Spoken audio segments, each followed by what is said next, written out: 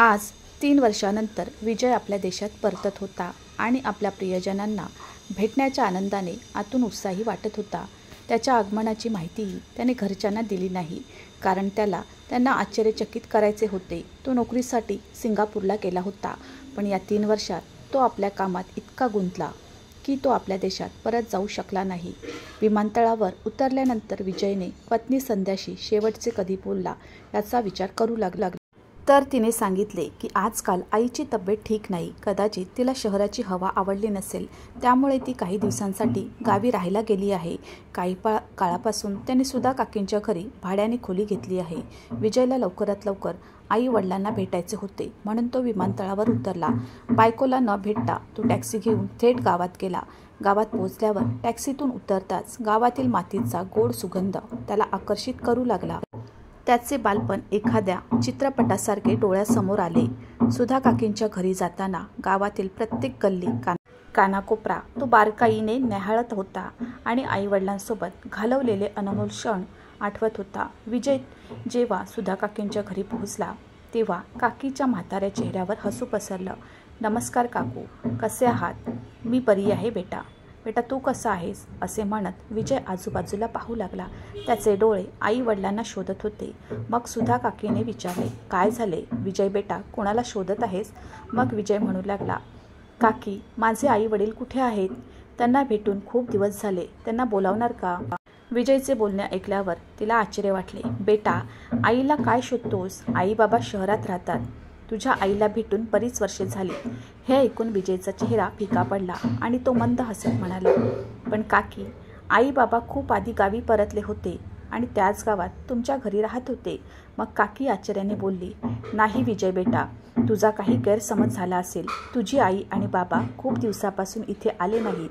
माझे डोळेसुद्धा खूप दिवसापासून साधनाला भेटायला तळमळत आहे." हे ऐकून विजयला आश्चर्य वाटले. तो खोल विचारात पडला. मग विजय बाहेर आला आणि गावातील इतर लोकांकडे चौकशी करू लागला, पण त्याला काही कळले नाही. शेवटी आई वडील कुठे आहेत असा विचार करून त्याने पत्नीला फोन करून विचारण्याचा प्रयत्न केला असता तिचा फोन बंद असल्याचे आढळले. त्याने अनेकदा प्रयत्न केले, पण पत्नीशी बोलू शकला नाही. थकलेला विजय पुन्हा टॅक्सीत बसला आणि त्याच्या शहराकडे निघाला. विजयला इतका अस्वस्थ पाहून टॅक्सी चालकाला त्याच्या समस्येचे कारण जाणून घ्यायचे होते. तेव्हा विजयने त्याला सगळा प्रकार सांगितला. शहरात पोहोचताच टॅक्सी चालकाने माता राणीच्या मंदिराबाहेर गाडी थांबवली आणि म्हणाला, "हे मंदिर खूप पूजनीय आहे. या मंदिरात डोकं टेकवून जे काही मागितलं तर ती इच्छा पूर्ण होते असं म्हणतात." टॅक्सी चालकाकडून ही गोष्ट ऐकून विजयही त्या मंदिरात दर्शनासाठी गेला. मंदिरात प्रार्थना करून मंदिराच्या अंगणात येताच त्याने पाहिलं की तिथे खूप गर्दी होती, कारण काही लोकांकडून प्रसाद वाटला जात होता आणि अनेक गरीब आणि भुकेलेले लोक तेथून प्रसाद खात होते. त्याची नजर एका वाईट माणसावर पडली होती. ती व्यक्ती अतिशय मळक्या कपड्यात होती. त्यांची दाढी आणि नखे वाढली होती आणि त्याला मोठ्या कष्टाने चालता येत नव्हते. तो गर्दीत शिरून प्रसाद घेण्याचा प्रयत्न करत होता, पण प्रयत्न करूनही तो आत जाण्यात यशस्वी झाला नाही. त्या अशक्त म्हाताऱ्याने हिंमत वाढवली आणि पुन्हा प्रयत्न करायला सुरुवात केली, पण गर्दीत उभे राहता येत नाही असे वाटत होते. पण कसा तरी प्रयत्न करून तो प्रसाद घ्यायला पोहोचला. तोपर्यंत प्रसाद संपला होता. म्हातारा निराश होऊन तिथेच बसला. त्याच्या डोळ्यातून अश्रू वाहू लागले. त्या म्हाताऱ्यावर विजयला खूप दया आली.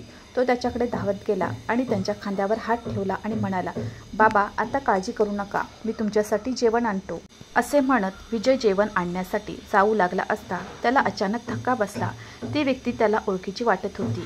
त्या म्हाताऱ्यामध्ये वडिलांची झलक दिसली असे त्याला वाटले. अचानक त्याच्या हृदयाचे ठोके वेगाने वाढू लागले आणि तो निघून गेला. अचानक तो थांबला आणि विजयने मागे वळून त्या म्हाताऱ्याकडे काळजीपूर्वक पाहिलं तेव्हा डोळ्यासमोर अंधार आल्यासारखं वाटलं. मळक्या कपड्यातील म्हातारे दुसरे तिसरे कोणी नसून त्याचे वडील कैलासजी होते. हे पाहून तो थक्क झाला. ज्याचे डोळे चेहऱ्याच्या आत खोलवर गेले होते आणि शरीर फक्त एक सांगाडा बनले होते. विजयचा त्याच्या डोळ्यावर विश्वास बसेना. काही बळासाठी त्याच्या तोंडातून काही एक शब्दही निघत नव्हते. मग तो दबक्या आवाजात म्हणाला, "बाबा, तुम्ही या अवस्थेत इथे कसे आलात आणि आई कुठे आहे? ती मला सापडली नाही." असे म्हणत विजयने वडिलांना मिठी मारली. तेव्हा कैलासजींनी त्याच्याकडे एक नजर टाकली आणि त्याला तिरस्काराने हलवले आणि म्हणाले, तू आमच्या अवस्थेला फक्त जबाबदार आहेस. तर आता काय घेण्यासाठी आला आहेस? आता तुला तुझ्या आईवडिलांची दया आली आहे की तू भेटायला आला आहेस, की तुझे आईवडील जिवंत आहेत की ते मेले आहेत हे पाहायला आला आहेस? विजय म्हणाला, नाही बाबा, असे बोलू नका. मला तुमच्या लोकांच्या अशा अवस्थेबद्दल काहीच माहीत नव्हते. तेव्हा कैलाजींच्या डोळ्यात राग आणि द्वेषाचे भाव होते. ते म्हणाले, ठीक आहे, तुला आमची अवस्था माहीत नव्हती असे मानू, पण आम्हाला इथे येऊन जवळपास 3 महिने उलटून गेले. तू तुझ्या बायकोला रोज घरी फोन करत होता असशील ना? तुझ्या बायकोला आमच्याबद्दल विचारणं तुला गरजेचं वाटलं नाही का? जेव्हा कैलाजी बोलले तेव्हा विजय रडला आणि म्हणाला, नाही बाबा, तुमचा मुलगा आई वडिलांचे प्रेम आणि त्याग विसरेल असे तुम्ही विचारही कसे करू शकता?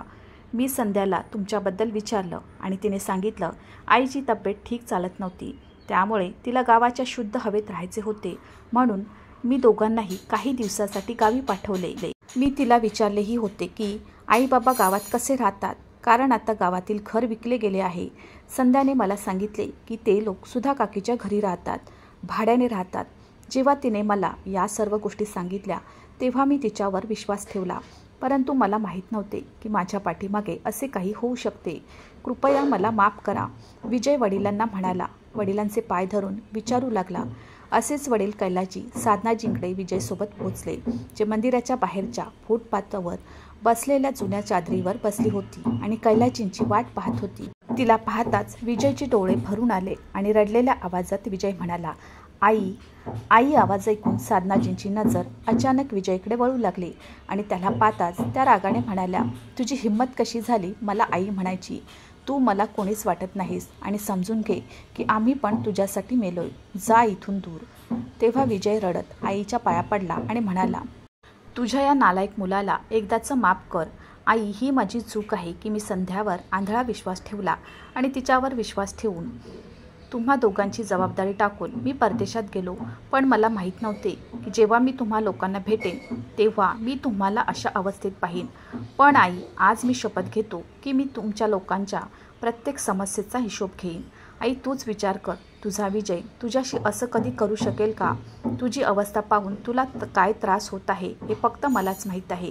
असे म्हणत विजयने आईला मिठी मारली आणि ढसाढसा रडू लागला. विजयने आई वडिलांना टॅक्सीत बसवले आणि एका चांगल्या हॉटेलमध्ये नेले. तेथे त्यांना पोटभर जेवण देण्यात आले आणि त्यांच्या राहण्याची सोय केली. एवढे अलिशान हॉटेल पाहून कैलाजी आणि साधनाजी आश्चर्यचकित झाले. मग विजय म्हणाला, आई बाबा, तुम्ही इथे आरामात बसा. सगळं नीट झाल्यावर मी तुम्हाला घरी घेऊन जाईन, पण आधी मला सगळं खरं सांगा, म्हणजे मलाही कळेल. बेटा, मी तुला काय सांगू? संध्याने आमच्यासोबत काय केले आहे? तू गेल्यानंतर 4-5 महिने सुनेची वागणूक खूप चांगली होती. आम्ही स्वतःला खूप भाग्यवान समजत होतो आणि प्रत्येक क्षणी देवाचे आभार मानत होतो की आम्हाला असा मुलगा आणि सून लाभली. पण आम्हाला काय माहीत होतं, सुनेची छान वागणूक आपल्याला गोंधळात टाकण्यासाठीच असते. तू आणखी 2 वर्षे परदेशात राहणार आहेस हे कळल्यावर तिचा दृष्टिकोन अचानक बदलला. सून दिवसभर आईशी फोनवर बोलायची आणि सगळी कामं करण्याची जबाबदारी तुझ्या आईवर असायची. ते फक्त तुझ्या आईचे होते. तर कैलाजी म्हणाले, बेटा, संध्या रोज आमच्याशी गैरवर्तन करायची आणि तुझी आई काही बोलली तर घरात अराजक माजवायची. एके दिवशी सकाळी आम्ही झोपेतून उठलो तेव्हा आम्हाला दिसले की आमची सून घरातून गायब आहे. आम्ही संपूर्ण घर शोधले पण ती कुठेच नव्हती. आम्ही सुनेला फोन केला पण तिने फोनही उचलला नाही. कुठल्या तरी अनुचित घटनेच्या भीतीने आमची मनं आतून थरथर कापली. दुपारी ती घरी परतली तेव्हा आम्हाला हायसे वाटले, पण तिच्या हातात एक मोठी बॅग असल्याचे आम्ही पाहिले. आम्हाला खूप आश्चर्य वाटले. आम्ही तिला काही विचारायच्या आधीच ती म्हणाली, आई आणि बाबा, तुम्ही आज आणि आत्तासाठी तुमचे सामान तुमच्या रूममधून काढा आणि स्टोअर रूममध्ये ठेवा. आजपासून तुम्ही हॉलमध्ये झोपाल, कारण आजपासून माझी आई या घरात राहणार आहे. हे ऐकून कैलाजी आणि साधनाजी खूप आश्चर्यचकित झाली आणि कैलाजी म्हणाले, काय बोलताय सुनबाई, आम्ही हॉलमध्ये कसे झोपू? तुझी आई काही दिवसासाठी आली असेल तर एक काम कर, तुझी आई आणि साधना खोलीच्या आत बेडवर झोपू देत आणि मी इथे बाहेर झोपेन. कैलाजी बोलले तेव्हा संध्या म्हणाली, मी कधी म्हणाले की माझी आई इथे काही दिवसासाठी आली आहे? हे तिचे घर आहे आणि आत्ता ती कायमची इथेच राहणार आहे आणि तुम्ही सर्वजण मी सांगितल्याप्रमाणे करा. संध्या रागाने असे बोलल्यावर कैलाजी म्हणाले, सुनबाई, तुला माहीत आहे की साधनाची तब्येत ठीक नाही. तिच्या पाठीत खूप दुखत आहे. तिला जमिनीवर झोपवले जाणार नाही. तेव्हा संध्या रागाने म्हणाली, मला ते सर्व माहीत नाही. खोली लवकर रिकामी करा, नाहीतर या घराचे दरवाजे उघडे आहेत. तुम्ही लोक तुमची स्वतःची व्यवस्था पाहू शकता. सुनेचे ऐकून साधनाजींना खूप वाईट वाटले. ती रागाने म्हणाली, प्लीज विजयला कॉल करा, मला त्याच्याशी बोलायचे आहे.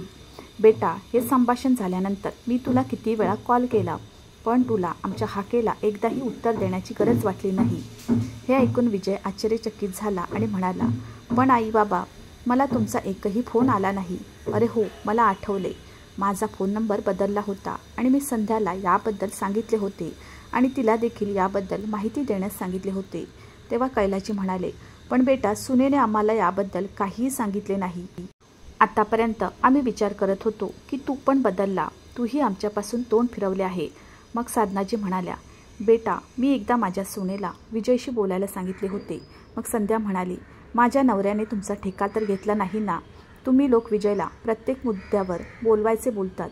तो तिथे कामावर गेला आहे, आराम करायला नाही, आणि तरीही त्याला सर्व काही माहीत आहे. त्याच्या संमतीनेच मी माझ्या आईला इथे आणले आहे. होय बाबा, संध्याने मला सांगितले की ती तिच्या आईला आमच्या घरी घेऊन येत आहे, कारण तिचा भाऊ आणि वहिनी तिच्या आईची योग्य काळजी घेत नाही आणि त्यांच्याशी भांडतात. पण बाबा, जर मला माहीत असतं की संध्याने तुमच्यावर प्रेम करण्याऐवजी जर ती तुम्हाला तुमच्या खोलीतून बाहेर फेकत असेल, तर मी तुमच्यासोबत कधीही होऊ दिले नसते. मग कैलाजी ओलसर डोळ्यांनी म्हणू लागले, बेटा, आमच्या सुनेने आमची अशी अवस्था केली होती की आमच्याकडे पर्यायच उरला नव्हता आणि आम्ही ठरवले होते की 2 चपात्या खाण्यासाठी तर सुनेचे ऐकावे लागेल. कैलाजी म्हणाले, बेटा, एके दिवशी तुझ्या आईला ताप आला आणि मी तिच्या काळजीत गुंतलो होतो. खरं तर तुझी आई घरातील सर्व कामे करायची. त्या दिवशी सून आली आणि म्हणाली की आज छान जेवण बनवा. मग मी म्हणालो, किती क्रूर आहेस तू सुनबाई, तुला दिसत नाही का तुझी सासू आजारी आहे, तू तिची सेवा करावी, उलट तू तिला काम करायला सांगत आहेस. यावर सुनेची आई मला सांगू लागली की ए म्हाताऱ्या, तू जाऊन त्यांच्यासाठी औषध घे. तू औषध घेतलंस तर आराम मिळेल आणि काम केल्यासारखं वाटेल, आणि असो, बरे वाटत आहे की नाही ते आम्हाला काही माहीत नाही, घरची कामे करा. तर बेटा, सुनेच्या आईचे हे बोलणे ऐकून मला खूप आश्चर्य वाटले आणि मी रागाने म्हणालो की तू पण एक स्त्री आहेस आणि तुला माझ्या बायकोचे दुःख समजले पाहिजे. आज माझी बायको घरचे कोणतेही काम करणार नाही. तेव्हा साधनाजी म्हणाल्या, बेटा, त्या दिवसानंतर सुनेने आणि तिच्या आईने दोघी एकत्र येत आणि आम्हाला सारखे बडबडायचे. सुनेने तर आम्हाला जेवण देणे बंद केले होते. कसे तरी मी आणि तुझे वडील स्वयंपाकघरात जाऊन स्वतःसाठी अन्न शिजवत असतो. त्यातही सून ओरडायची. एके दिवशी भूक लागली म्हणून मी भाकरी बनवत होतो. तेव्हा सुनबाई आणि तिची आई स्वयंपाकघरात आली आणि मला ओरडायला लागल्या. म्हणाल्या, म्हाताऱ्या, फुकटच्या भाकऱ्या खायला लाज वाटत नाही का? असे म्हणत सुनेने आणि तिच्या आईने माझा हात तापलेल्या तव्यावर 5 मिनिटे ठेवला आणि जोरजोरात हसू लागल्या. मी आणि साधना ओरडत होतो, पण त्यांना आमची दया आली नाही. वडिलांचे बोलणे ऐकून विजय रागाने लाल झाला. हाताच्या मुठी आवळत तो कसा तरी शांत झाला. साधनाजी म्हणाल्या, बेटा, एके दिवशी सुनेने घरी किटी पार्टीचे आयोजन केले होते आणि तिच्या मैत्रिणी घरात हजर होत्या. त्या दिवशी सुनेने आम्हाला स्वयंपाकघरात जायला सांगितले. मला लोकांसाठी जेवण बनवायचे होते आणि तुझ्या वडिलांना काही पैसे देऊन मी त्यांना बाजारातून सामान आणायला पाठवले आणि मला स्वयंपाकाचे काम दिले. जेवण तयार असतानाही आम्ही दोघांनाच सर्वांना ते देण्यास सांगण्यात आले. सुनेची आई आणि सुनबाई पाहुण्यासोबत पत्ते खेळण्यात मग्न झाल्या. सर्वजण हशा पिकवत होते. आजारी असल्यामुळे मला फारसे काम करता येत नव्हते. हे सर्व पाहून तुझ्या वडिलांना राग आला आणि त्यांनी सर्व अन्न उचलले आणि जमिनीवर टाकले. हे सर्व पाहून सुनेचा राग गगनाला भिडला. ती ओरडली आणि म्हणाली, म्हाताऱ्या, माझ्या मैत्रिणीसमोर माझा अपमान करण्याची तुमची हिंमत कशी झाली? दुसरीकडे सुनेची आई भावनाजी देखील सुनेला चिथावणी देत म्हणू लागले, बेटा संध्या, घरात बसलेल्या या लोकांना दया दाखवणारे तुम्हीच आहात. त्यांना हाकलून का देत नाही? हो आई, तुझं बरोबर आहे. मी त्यांना घरी ठेवून उपकार करत आहे आणि ते असाच माझा उपकार परत करत आहेत. लवकर तुमच्या वस्तू गोळा करा आणि निघून जा. या सर्व गोष्टी इथून सांगत असताना साधनाजी रडू लागल्या आणि म्हणाल्या, बेटा, तुला माहीत नाही, दुपारी सुनेने आम्हाला घरातून हाकलून दिले. कुठे जावे? गावातील घरही आता आमचे राहिले नव्हते. आम्ही रस्त्यावर आलो होतो. माझी अवस्था आधीच वाईट होती. अपमानाच्या वादळाचा सामना करून तुझे वडीलही आजारी पडू लागले. थोड्याच वेळात त्यांना श्वास घेण्यात त्रास होऊ लागला. आपण कुठे जावे, कसे खाऊ, म्हणून आम्ही या मंदिराच्या बाहेर येऊन बसलो. पण तू आमच्यापर्यंत कसा पोचलास बेटा? साधनाजींनी विचारल्यावर विजय म्हणाला, आई तुला घरातून हाकलून दिल्यावर संध्याने मला सांगितले की तुम्ही सर्व सुधा काकींच्या जवळ गावी गेले आहेत. आणि काही दिवसांनी जेव्हा मी तिला आईबाबांचा फोन का काम करत नाही असे विचारले, तेव्हा तिने मला सांगितले की त्यांनी फोन घरी ठेवला होता आणि ते गावकऱ्यांसोबत तीर्थयात्रेला गेले आहेत. त्यामुळे ते तुमच्याशी बोलू शकणार नाही. मला जरा संशय आला, कारण जर तुम्ही तीर्थयात्रेला गेला असता तर एकदा माझ्याशी बोलला असता, नाहीतर तिला कळल्याशिवाय गेला नसता. म्हणूनच मी पटकन माझे काम पूर्ण केले आणि संध्याला न सांगता भारतात परतलो. तुम्हाला भेटायला मी आधी गावी गेलो होतो, पण तिथे सुधा काकीने मला सांगितलं की तू तिथेच गेली नाही. नाही बाबा, मला तुमची काळजी वाटत होती. मला स्वतःला खूप असहाय्य वाटत होते, म्हणून मी इथे डोकं टेकवायला आलो आणि तुम्ही लोक अशा अवस्थेत सापडले. पण तुम्ही अजिबात काळजी करू नका. आता मला सर्व काही माहीत आहे. आता त्या क्रूर स्त्रीला चव देण्याची वेळ आली आहे. मी आईची शपथ घेतो, जर मी तिला तिची योग्यता दाखवली नाही तर मी पण तुमचा मुलगा नाही. असे म्हणत विजय आपल्या घरी परतला. घरी पोहोचताच आई आणि मुलगी दोघी चहा नाश्त्याचा आस्वाद घेत बसल्या होत्या. त्याचवेळी संध्याची आई भावना म्हणाली, बेटा संध्या, तू तुझ्या सासू आणि सासऱ्यांना इथून हाकलून लावलं आहेस, पण एकदा बघायला हवं की ते कुठे आणि काय करत आहेत. त्याने आपल्या मुलाला सगळी बातमी सांगितली तर आपले काय होईल? अरे आई, काय बोलते? आपल्या मुलाचा त्यांना फोन नंबर माहीत नसताना ते फोन कसे करणार? निश्चित रहा, त्याच्या येण्यास अजून बराच वेळ आहे. तोपर्यंत दोघेही स्वर्गात जातील. अशा स्थितीत आपण किती दिवस टिकू शकतो? संध्या हसत म्हणाली. मग भावनाजी म्हणाली, पण बेटा जावयाने विचारले तर काय सांगशील? तेव्हा संध्या म्हणाली, आई तुझा जावई भारतात परत येईपर्यंत तू काहीतरी विचार करशील. आता जीवनाचा आनंद घे. हे बोलत असताना दोघेही जोरजोरात हसू लागले. तेवढ्यात विजय आत गेला आणि त्याला पाहताच संध्याचा चेहरा फिका पडला आणि ती थांबून उभी राहिली. अरे काय झालं संध्या बेटा, तुला साप चावला का? असे म्हणत संध्याची आई दरवाजाकडे वळली आणि तिच्या पायाखालची जमीनही सरकल्याचे दिसले.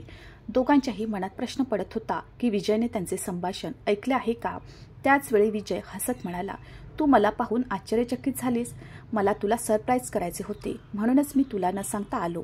विजयचे हे शब्द ऐकून संध्या आणि तिची आई भावना यांचा जीव गेला. आता विजयने त्यांचे बोलणे ऐकले नसेल याची त्यांना खात्री होती. थोडा वेळ आराम केल्यानंतर विजय संध्याकडे आला आणि संध्याला म्हणाला, एक चांगली बातमी आहे संध्या. आता मी तुला माझ्याबरोबर परदेशात घेऊन जाईल. मी तुझा विजाही बनवला आहे. आम्ही फक्त 2 दिवसांनी अमेरिकेला रवाना होणार आहोत. आई आणि वडील तीर्थयात्रेला गेले आहेत, त्यामुळे ते आता येऊ शकणार नाहीत आणि ते आल्यावर मी त्यांच्याशी बोलून त्यांची इथे राहण्याची व्यवस्था करेन. आता तू पटकन तुझे पॅकिंग सुरू कर. या गोष्टी ऐकून संध्याचे हृदय फुलले. आनंदामुळे तिचे पाय जमिनीलाही लागत नव्हते. तेव्हा या सर्व गोष्टी ऐकणाऱ्या भावनाजी काळजीने म्हणाल्या, संध्या बेटी, तू परदेशात जायचा विचार करत आहेस, पण याचाही विचार कर. मग माझे काय होईल? हे बघ आई, इतके दिवस मी तुला ठेवले आणि तुझी सेवा केली. आता तू, भाऊ आणि तुझ्या सुनेकडे परत जा. कोणी त्यांच्या मुलीच्या घरी इतके दिवस राहतो का? जा, त्यांची माफी माग. आता तुझ्यामुळे मी परदेशात जाणे थांबू शकत नाही ना. परदेशात जाण्याची माझी किती इच्छा होती हे तुला माहीत आहे, आणि आता संधी मिळत असल्याने मी ही संधी जाऊ देणार नाही. आपल्या मुलीच्या या गोष्टी ऐकून तिची आई आश्चर्यचकित झाली. दुसऱ्या दिवशी तिने आईला घरातून दूर पाठवले आणि आनंदाने परदेशात जायची तयारी करू लागली. ज्या दिवशी त्यांची फ्लाईट होती, विजयने तिला फ्लाईटमध्ये बसवले आणि म्हणाला, तू इथे बस, मी फक्त 2 मिनिटात आलो. पण जेव्हा फ्लाईट टेक ऑफ व्हायची वेळ आली तेव्हा विजय परतलाच नाही. संध्याने घाबरून तिचा फोन बॅगेतून काढला. तेव्हा फोनजवळ एक कागद ठेवल्याचे तिने पाहिले. तिने तो कागद उघडताच त्यात लिहिले होते, जा आणि खूप मजा कर. आता तुला परदेशात समजेल की एखाद्या व्यक्तीला एकटे आणि असहाय्य सोडणे म्हणजे काय. माझ्या आईवडिलांना घरोघरी टेच लागायला तू घराबाहेर हाकलून दिलेस. तू त्यांना रक्ताचे अश्रू रडवले आहेस. आता तू परदेशात भीक माग आणि भीक मागून पैसे गोळा कर. तेव्हा परत ये आणि तुझ्या आईकडे राहा, कारण आता माझा तुझ्याशी काही संबंध नाही. संध्याने हे पत्र वाचले तोपर्यंत फ्लाईटने उड्डाण केले होते. विमानाने टेक ऑफ होताच आपला जीव निसटल्याचा भास झाला. परदेशात राहण्याच्या इच्छेमुळे तिला सासरच्या मंडळींपासून सुटका हवी होती आणि या इच्छेपोटी तिने आईलाही निराधार सोडले. आज संध्या परदेशात घरोघरी अडकळत होती आणि तिला तिच्या कृत्याचा पश्चाताप होत होता, कारण आज ती तिच्याच जाळ्यात खूप अडकली होती. इथे कैलाची आणि साधनाजी यांच्या लग्नाच्या 50व्या वर्धापना दिनानिमित्त विजयने त्यांना एक मोठा आलिशान फ्लॅट विकत घेतला आणि हॉटेलमधून थेट त्याच फ्लॅटवर नेले. दोघेही आपल्या मुलासह घरात प्रवेश करताच एवढे आलिशान घर पाहून आश्चर्यचकित झाले.